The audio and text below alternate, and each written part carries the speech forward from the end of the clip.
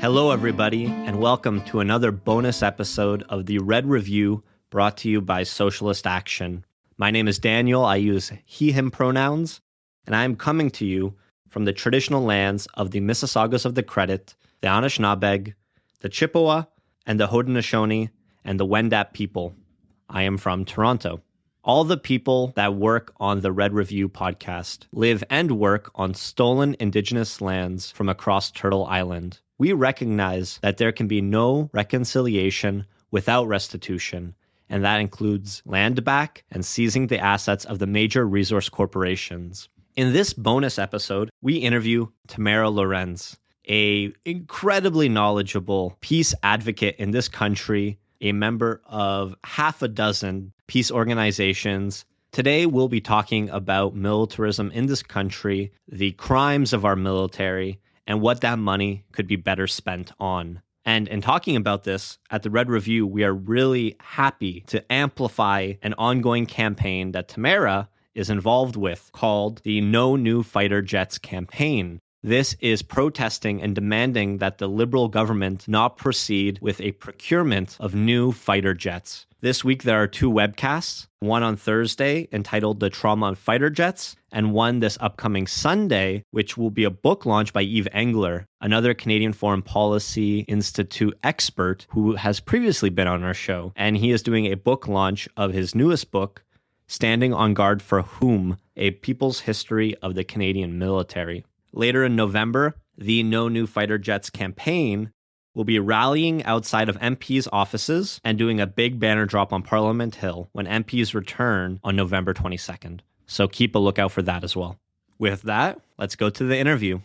Our next guest in our interview series is Tamara Lorincz. Tamara is a PhD candidate in global governance at the Balsillie School for International Affairs at Wilfrid Laurier University. She has a master's in international politics and security studies from the University of Bradford and a law degree in MBA specializing in environmental law and management from Dalhousie University. She is a member of the Canadian Voice of Women for Peace, the Women's International League for Peace and Freedom, the Canadian Pugwash Group, and the No to NATO Network. She is also on the International Advisory Council of World Beyond War and the Global Network Against Weapons and Nuclear Power in Space. Welcome to the Red Review, Tamara. Thank you very much for having me, Daniel. It's really nice to be here and having this important conversation on militarism in Canada and what we can do about it. Absolutely. So the last episode that Emily and I recorded, one thing that we bemoaned was the lack of foreign policy discussion during the last federal election. It really seemed like all the parties were focusing more on so-called domestic affairs. But of course, Canada's military spending cannot be ignored. It's one of the key issues of the day, and you've done so much good work. So we're very happy to have you on here and to hopefully impart on our listeners why this is an important area of struggle for all people and ought to be. Just for everybody, so we're all on the same page at the beginning of this interview, let's just establish how much does Canada invest into our military? How much of our GDP is invested into the military? And how does this compare to other countries around the world? How militarized is Canada? Well, Canada is highly militarized. We have a highly militarized economy, and military spending in this country has been going up for the past 25 years. And there's been very little parliamentary or public opposition. And it's a really serious matter because this public spending, these are our tax dollars, are being spent on soldiers, weapons, and war making, and they're not being spent as they should be on our most pressing security challenges, which are the climate crisis, the pandemic, and poverty. Canadians can look at the public accounts of Canada to find out how much we spend on all different federal departments. And if you look at the public accounts, you will see that last year, Canada spent approximately $30 billion on the Department of National Defense. And this is about 15 times more than the federal government spends on the Department of Environment and Climate Change, which is only $1.9 billion. But of course, this is the lead agency on tackling the climate emergency. So we spend disproportionately much more on militarized security than we do on climate security. Every year, the Stockholm International Peace Research Institute, SIPRI, produces a report called Trends in World Military Spending, and they released this report in the spring. This past spring, the report showed that Canada is ranked 13th highest in the world for military spending, and they show it in US dollars. So 23 billion US dollars is equivalent to 30 billion Canadian dollars. So that's how much we spent in 2020 on the military. And in June of this year, NATO released its quarterly defense expenditures report. And in that report, Canada indicated that it was planning on spending this year $33 billion on the military. Among all NATO members, Canada is ranked sixth for this level of military spending, $33 billion, right? And as a percentage of GDP, $33 billion is equivalent to about 1.4% of GDP. In 2014, 7 years ago, the NATO summit in Wales, the 30 NATO members made a commitment to spend 2% of GDP on the military by 2024. So this is why over the past 7 years, military spending in this country and among all of the Western NATO members has gone up dramatically. So in 2014, Canadian military spending was $20 billion. As I just explained, it's up to $33 billion this year. So we've spent an increase of $7 billion over the past 7 years on the military. And in order to meet that 2% target that's demanded by NATO, Canada is going to have to continue to increase military spending. We saw this commitment by our Prime Minister, Justin Trudeau, and the Liberal government in 2017 when they released their new defense policy called Strong, Secure, and Engaged. And in that defense policy, Trudeau said that Canada was going to spend $553 billion on the military over the next 20 years to meet our requirements to NATO and to NORAD and our partnership with the United States. So Canadians need to be very concerned about this issue, and they need to push their elected officials because there are no members of parliament right now that are critiquing this, that are questioning this, and calling for Canada to reduce military spending and reallocate it to our other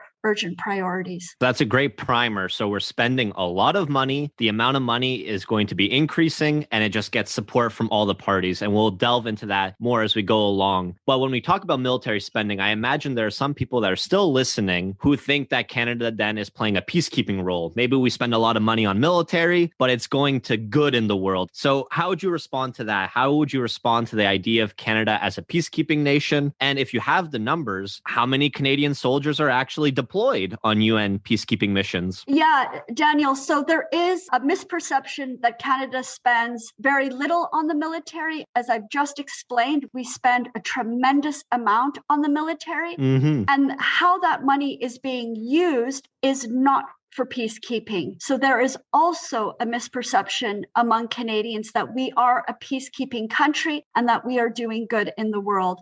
And the numbers show very much otherwise. About every month, the UN Peacekeeping Office releases their statistics on country contributions to UN peace support operations. And I have been looking at these reports for the past 20 years. And Canada is right now ranked 68 among all UN member states contributing to peacekeeping. So Canada, with a military of 60,000 soldiers, we have only 58 that are on UN peace support operations. By contrast, Canada has just on one NATO operation, and this is our Operation Reassurance. This is our mission in Latvia. Canada has over 500 soldiers leading a NATO battle group in Latvia. So we have Canadian soldiers leading a battle group right on Russia's borders. We've got our guns and our tanks pointed in the direction of Russia. Russia in Latvia, and it's a very dangerous and provocative mission. It is fomenting a conflict and tension. It's a violent posture towards Russia. We have a NATO operation called Operation Reassurance that includes Latvia, but also Canadian soldiers in Poland, the Ukraine, warships in the Mediterranean and the Black Sea. We have 2,000 soldiers in that one mission. So our priorities really are war making and war with NATO. It is not prioritizing peace and peacekeeping through the UN. And this is another area that Canadians should be extremely concerned about, because again, we don't have anyone in Parliament really pressing on this issue and raising questions about why Canada is engaging in these dangerous and destabilizing NATO operations on Russia's border, and why we're doing so little for peacekeeping and peacemaking and conflict prevention through the UN system. So Canadians need to be asking their elected officials about why peace isn't a priority and why we have such a belligerent posture to the rest of the world through NATO. And I imagine that people would be shocked to hear that. We don't get a lot of media coverage here. It seems like the entire state apparatus is very complicit in manufacturing this consent for the military under the guise that we're doing good with our large bloated military budget, which I'm sure also a lot of people don't realize how bloated it is. You mentioned Latvia and you mentioned Canada's presence in Eastern Europe on the border with Russia. In the past few weeks, there was some media that came out from there that was very unfavorable to Canada. There were headlines that read, quote, "Far-right extremists in Ukraine brag that they have received training from the Canadian forces," end quote. So that's the title. And this is referring to a study published by researchers at the George Washington University in Washington, D.C. And they monitored the social media accounts of a far-right group in Ukraine called Centuria, and its military members were documented as giving Nazi salutes, promoting white nationalism, praising members of Nazi SS units, while also then bragging that they are receiving support from Canadian troops and training from Canadian troops. So what's really the purpose here? How do we take this news and use it to build a campaign maybe against this NATO operation? A little bit of context that I think is really important to answer this question. And that is, since the United States helped orchestrate the coup against the Yanukovych government in Ukraine, Canada has been involved in destabilizing operations, trying to move Ukraine and other Eastern European Baltic countries away from Russia and towards the European Union and towards NATO. So Canada has a presence, like I said, in Latvia, but also in Ukraine and Poland over the past 7 years. And Canada has been, through NATO, operating propaganda campaigns to turn the population in these countries away from Russia and towards, like I said, the European Union and NATO. Canada has been training and supporting and arming, these governments to bring them under the ambit of NATO. So NATO very much wants to bring the Ukraine into its orbit. But for Russia, this is a red line. And people need to remember that at the end of the Cold War, there was an agreement by NATO and the Soviet Union that was falling apart at the time that NATO would not move 1 inch closer to Russia's border if Russia was okay with allowing Germany to be a part of NATO. So this was the agreement. But NATO members have abrogated that agreement. They have been moving NATO forces closer and closer to Russia's border. And it just shows just total lack of respect and humiliation, for what we're doing. NATO is trying to contain Russia because Russia is a country. It's the largest country on the planet. It has incredible natural resource wealth. Russia supplies the natural gas to Europe primarily through Ukraine. And you see, NATO and Canada and the United States, they want to turn off the Russian pipelines through Ukraine. They want to control Russian gas. And this is also the reason why the United States was opposed to the Russian pipeline through the Baltic Sea, the Nord Stream 2 pipeline. So you see, Canada pretends that we care about democracy in Ukraine, but this isn't true at all. Canada has been colluding with the United States to support anti-Russia governments in Ukraine. And that's because we have a sizable Ukrainian population in Canada, and many of them came to Canada at the end of the Second World War. They supported Nazi Germany, they supported Nazism, they supported fascism. They're in this country now. They have monuments that, that glorify Ukraine's support of Nazi Germany during the Second World War. They support, Ukraine fascist or right-wing, extreme right-wing nationalism in the country. And this is a violent faction. This is a faction that is trying to divide the country. People need to recognize that Ukraine has a large pro-Russia population in the east of the country. They speak Russian, they align with Russia, they have family right across the border in Russia, they share a culture. Of course, they share a language and a shared history. So really, what is going on in the Ukraine is not about trying to promote democracy in Ukraine.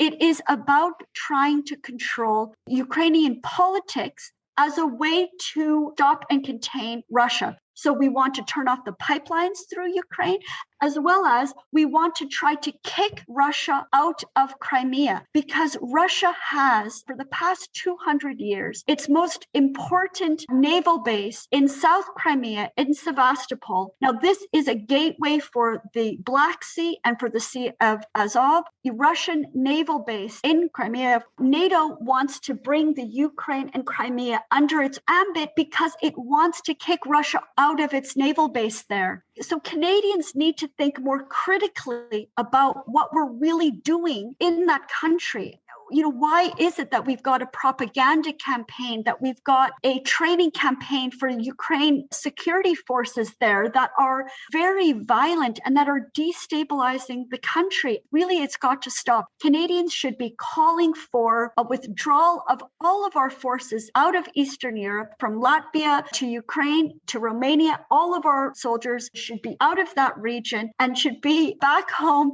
And we should, quite honestly, talk seriously about withdrawing our country from NATO. That's one of our demands in Socialist Action, one of the very clear demands. I really liked how you phrased this. People ought to think a little bit more as to who is the aggressor in this situation. We often label Russia or China as the aggressor. Every time China does some sort of training mission in the South Sea, everybody talks about how provocative it is. But in reality, and maybe you can shed a bit of light on this, military funding in NATO nations far exceeds that of Russia and China.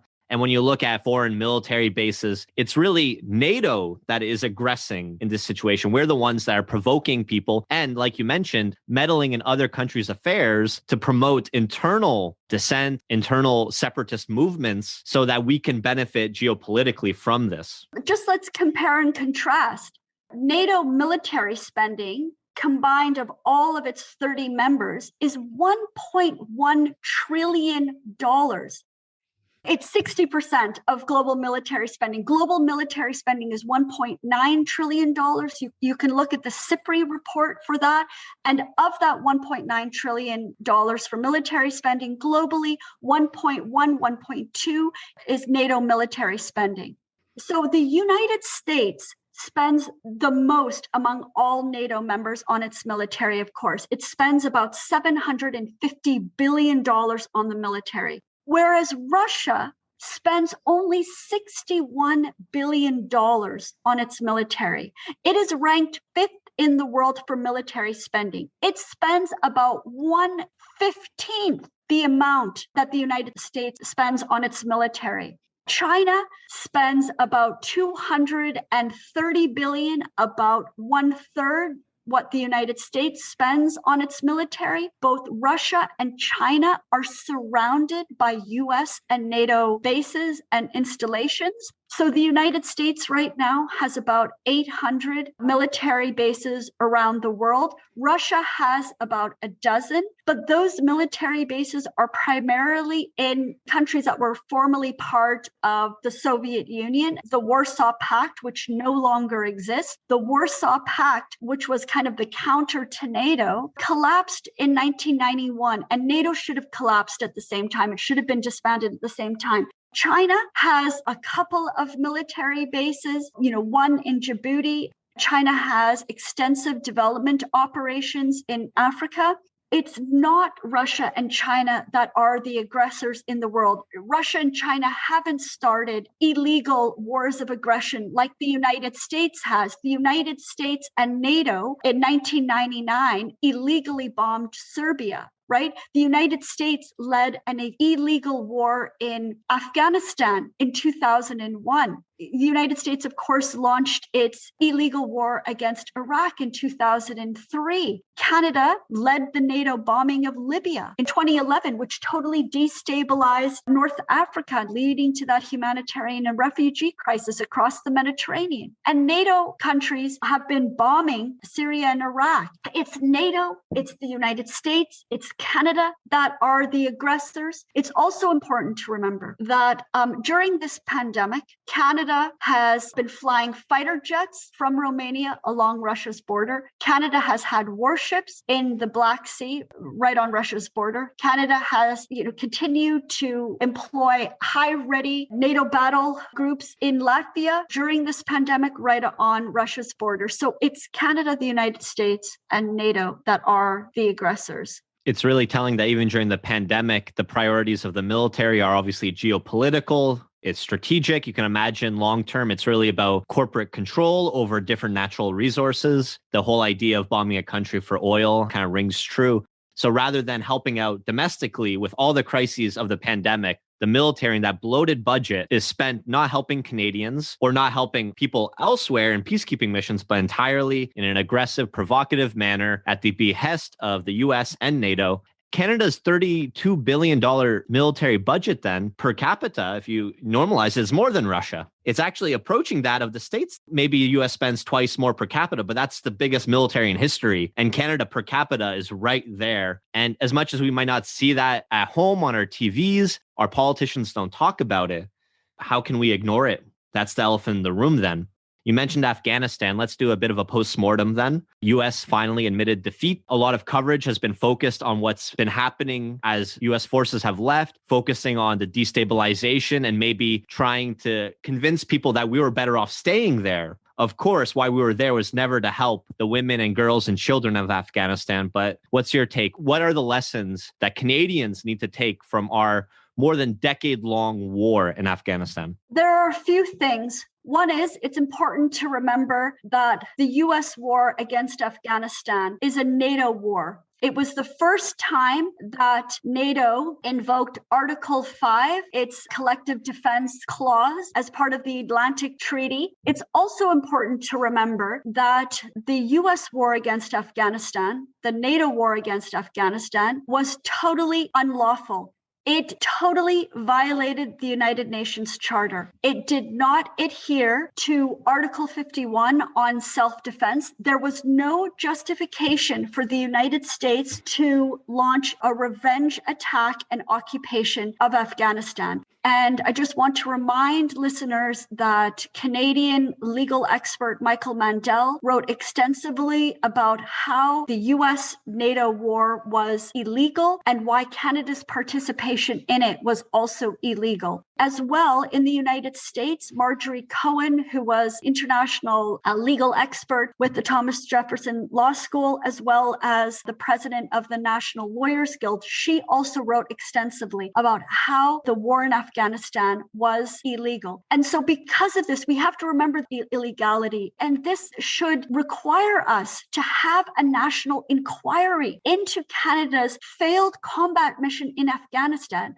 Canada's war in Afghanistan is our longest war. Canada joined the US right at the beginning. In October 2001, Canada sent special forces under US direction into Afghanistan. Canada also sent warships right to the Arabian Sea to support the US operations in the country. And Canada was engaged in a very violent, brutal combat mission in Kandahar from 2005 to 2014, but we were in the country for effectively 14 years. But Canadians, we killed innocent civilians, children, Canadian soldiers have been implicated in torture for handing over detainees to US and Afghan custody when we knew that they were at risk of being tortured. Canada is a party to the United Nations Convention on Torture. Canada is also a party to the Rome Statute. We must follow the Rome Statute. We're party to the International Criminal Court. And Canada needs to be accountable for war crimes and crimes against humanity that we committed and that we are complicit in Afghanistan. It's also important to remember for listeners that there have been over 1 million complaints filed by the Afghan people to the International Criminal Court for war crimes that they have experienced. And the people of Afghanistan have really suffered from the war in their country, from the trauma, and they have appealed to the ICC to investigate the war crimes that they have suffered. And so finally, in March of 2020, the ICC chief prosecutor has been approved to investigate war crimes in the country. And this is not just by the Afghan National Army, but also foreign forces, including the US and including Canada. In 2017, a law professor at Osgoode Law School, Craig Scott, he filed a brief to the ICC saying, please investigate Canada for war crimes, especially to investigate the issue of Canada engaging in torture of detainees. So what Canadians should be calling for now, and what our elected officials should be calling for now, is a thorough inquiry into Canada's longest war that caused so much death and destruction in that country. Right now, Afghanistan is ranked 69th in the world, according to the UN Human Development Index. Afghanistan has actually been decreasing in the index. Things are getting worse. So despite the fact that Canada and other foreign forces were in the country for 20 years, supposedly to build a new Afghan government, supposedly to invest in development in the country, we have made things much, much worse. The people are more insecure. The United Nations has just said that there is a risk of mass starvation and increasing food insecurity and poverty in the country. There's increasing heroin production, increasing addiction. The economy is in shambles. There isn't a solid state structure to be able to provide aid to the people. We really need to have some serious reflection about what we did in Afghanistan. The people of Afghanistan deserve a national inquiry in this country. For listeners, I want to maybe read a specific example of the torture that Canada was complicit in. Read the story of Omar Khadr, who was in Guantanamo Bay for over 10 years, detained as a child, and was a Canadian citizen, actually, and just recently received a modicum of justice in the last few years and is able to live freely now, but just is one of the hundreds of thousands of civilians of Afghanistan who suffered and died due to this NATO-led invasion, again, over mostly geopolitical, access to opium production, access to oil and pipelines. That is the price that they paid for our corporations to basically raid the country. We've spoken a lot about the ills of the military, how much money we're spending to not achieve anything for people, but again, just private greed and the needs of a select few while the rest of us suffer. You have once said, and I'm paraphrasing here, but militarism has made us ill-prepared to deal with this pandemic, and it's militarism that makes us unable to deal with the climate and ecological breakdown. So let's transition a bit from the horrors of militarism to the possibilities with those vast sums of money that we're throwing away at fighter jets, throwing away at new battleships, throwing away on these NATO military operations. What could we be doing with that money instead? Yeah, Daniel. So I was just thinking that last year, the NATO Secretary General Jens Stoltenberg gloated over the fact that NATO members increased their military spending over the past 7 years by $140 billion.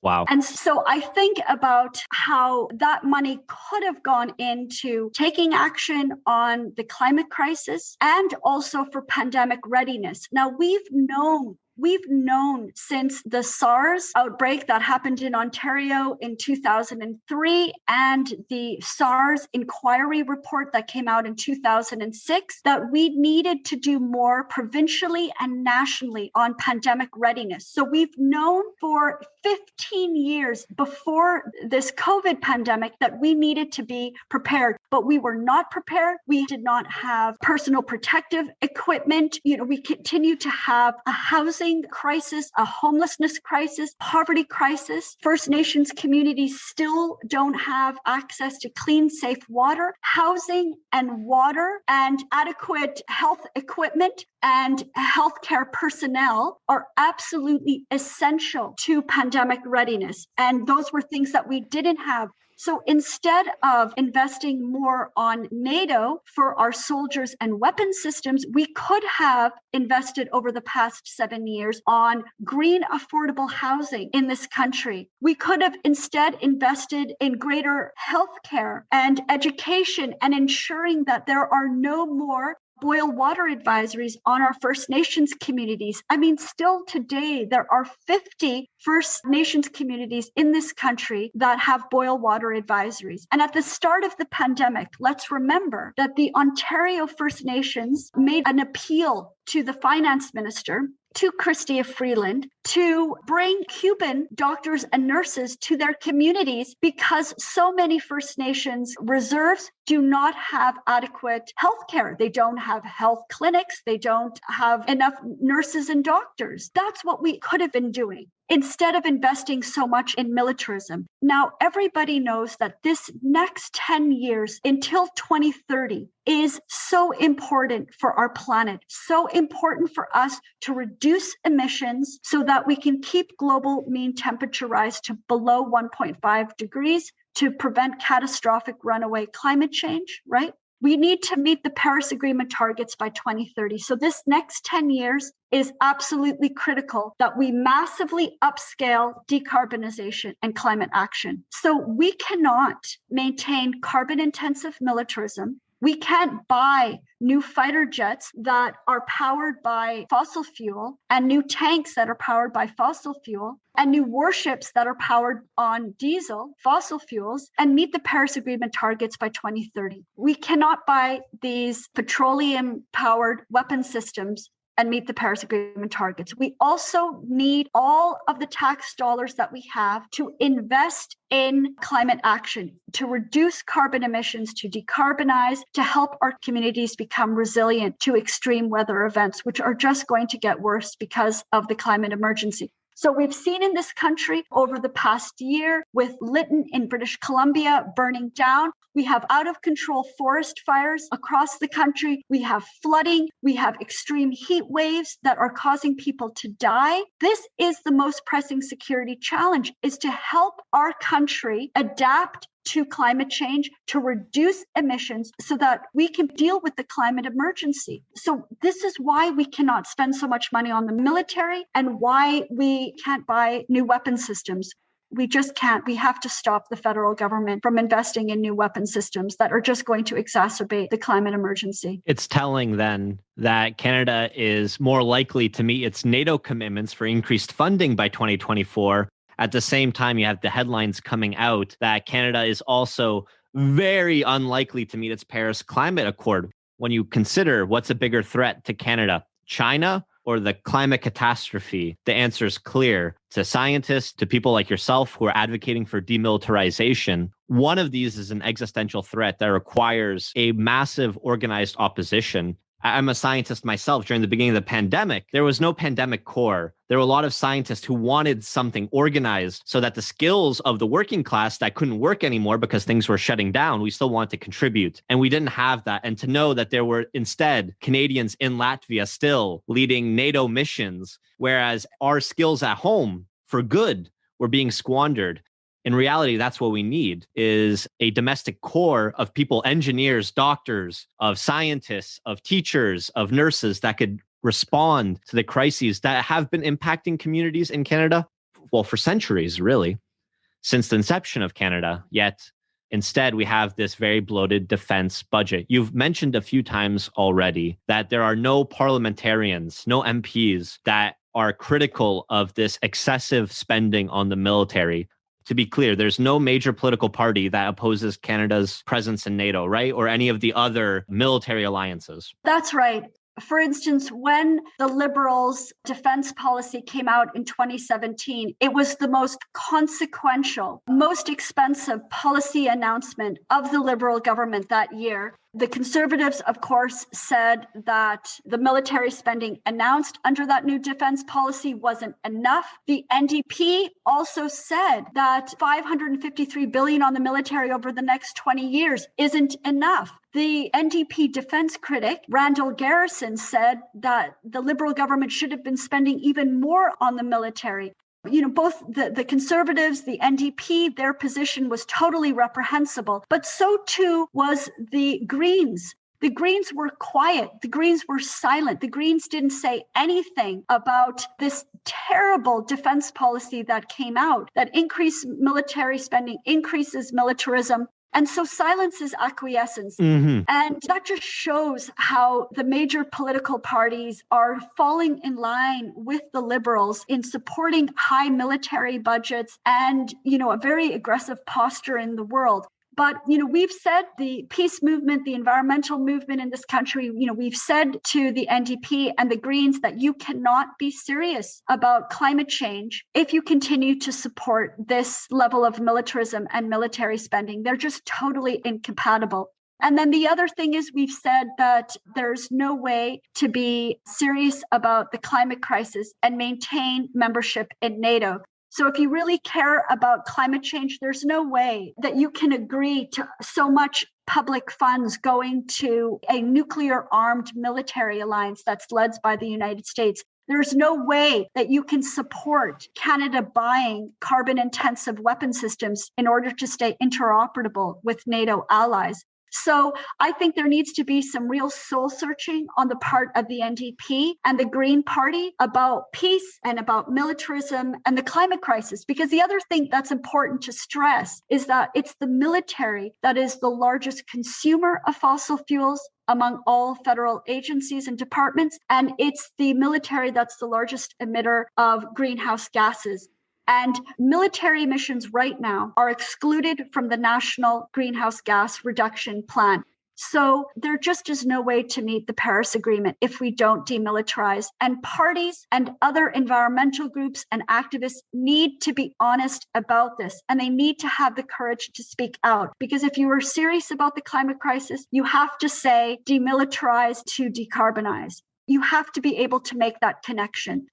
Peace groups in this country, we are trying to put pressure on elected officials to call for Canada to withdraw from NATO and for Canada to work through the UN system. Canada needs to work cooperatively with Russia and China to solve our most important common security challenges, the pandemic, poverty, and the climate catastrophe. We need to work cooperatively and collaboratively with all countries to solve these international problems. One of the first steps is for us to withdraw from NATO. The top-down approach obviously isn't going to work. It's going to take a massive grassroots struggle to win over those progressive parties to this campaign. The NDP, even in 2021, was still in favor of NATO. They are refusing to take any position on Canada out of NATO, out of the Lima group, out of the core group, out of the Five Eyes, any of these defense alliances, spying alliances, imperialist alliances, they're silent. Whereas the membership of the NDP largely is anti-imperialist. And finally, this year, we were able to get a resolution to the debate floor and passed with a supermajority that Canada stop supporting the illegal settlements in Palestine and stop dealing weapons with Israel, which is, again, another indictment on our military system that we are such friendly allies with Israel, with Saudi Arabia, these really brutal regimes that are killing so many people, which really makes their argument about their posturing against Russia and China all the more unbelievable to me. If you're going to be consistent, you shouldn't be dealing with Saudi Arabia and Israel. Go into a little bit more on some of these grassroots campaigns, organizations, coalitions that exist that the people listening to this podcast can plug into and can support. Yeah, another thing that I just want to add to your list about the NDP, that the NDP support is for Canada to buy a new fleet of fighter jets. This is a really critical issue for us in the peace movement, in the anti-war movement. We are trying to push all of the parties to stop Canada's planned procurement of a new fleet of fighter jets because of the climate crisis. So the Trudeau government right now is evaluating 3 bids to replace the current fleet of CF-18s. It is expected that the Trudeau government will make a decision early in 2022 as to which fighter jet Canada will pick. So we're considering the Lockheed Martin F-35, the Boeing Super Hornet, and the Sub Gripen. And what we're saying in the anti-war peace movement is that, we cannot buy new fighter jets because it will lock us into carbon-intensive militarism over the next 3 decades, prevent us from decarbonizing and meeting the Paris Agreement targets, and it will divert precious resources that we need to deal with poverty and to deal with the pandemic and the climate emergency. So we are appealing to people to join us in this campaign. About a year and a half ago, we formed a coalition called the No Fighter Jets Coalition. It's made up of about 30 peace and anti-war groups across the country. We have had a number of days of action where we've stood outside of our members of parliament's office with our signs, No New Fighter Jets, delivered a letter. We've had webinars. We had this past spring a fast against fighter jets. And next week, we are having a week of action. As the new parliament starts in session next week, we are going to be on Parliament Hill on Monday with a huge banner, Defund Warplanes. We have a webinar on the trauma of fighter jets. We also have a webinar about the Canadian military with Eve Engler. We are also going to have a National Day of Action from October 22nd to October 24th, where we're asking people to join us on the street in front of their member of parliament office with a sign, No New Fighter Jets, to register their action, take a picture and send it to us so that we can share it on social media. We want to press the new members of parliament right at the beginning of their new term to let them know that we are absolutely opposed to this procurement of fighter jets. It is the second most expensive procurement in Canadian history. And if Canada buys new fighter jets, it will be the death knell for our climate plan, and it will prevent us from taking action on all of these other domestic priorities on healthcare, education, First Nations communities. So please get involved in our campaign. Please support us. You can find out more information from nofighterjets.ca. We're on Twitter and we're on Facebook as well. And we really need to stop this purchase. And we know that if we work together, that we can stop it. We cannot allow Canada to buy a new fleet of fighter jets. Absolutely. So as always, all of the links to different groups, to those events, and I'll make sure I check in with Tamara to make sure I don't miss anything. All of it will be included below. Get active, get out there and meet those people. It may seem like an existential threat. You see the bloated numbers, you see the US imperialist beast, and you think, what can I do as an individual person? And the answer is not much. But in our groups, in our coalitions, which continue to grow, and the international solidarity, because there's activity in every single NATO country, I am sure, against this militarization. It's an existential threat for all of us. So the best remedy for that existential dread is to meet those comrades out there in the streets, join the struggle, learn from the other people, and lean on them for support. These are the people that have been through it for decades, and they're more than happy to welcome you into their wings and to grow that movement because we all depend on it. Tamara, thank you so much for an enlightening conversation. We'll be sure to invite you back on again. You are a fount of knowledge on the military spending in this country and the crimes of our military, and by extension, the state that funds them. Any last words? Well, the struggle for demilitarization is a struggle for decarbonization and decolonization. People should know that most of the Canadian pipelines go south to power the US war machine, and so many military bases are on stolen Indigenous land. So we need to make the connections between militarism and the impoverishment of our First Nations community and the climate crisis. And this is why we need to say demilitarization, decarbonization, decolonization. Please get involved in a local peace group. There's World Beyond War. There's the Canadian Voice of Women for Peace. There are other peace groups. Please get involved. We need your support and solidarity. Thank you so much for having me. A big thanks again to Tamara for coming onto the Red Review. Again, please get involved, get organized, and join us in the peace movement, because militarism threatens all of us. It threatens our entire planet, all of our societies, and we need to say no. We need to say no to militarism. We need to say no to the new fighter jets. Our next episode of the Red Review will be released the first Monday in November, where we will be focusing on the province of New Brunswick. We will be focusing on the burgeoning general strike, the socialists who are running the NDP, and the struggle for Indigenous self-determination. So until next time, stay safe and stay active.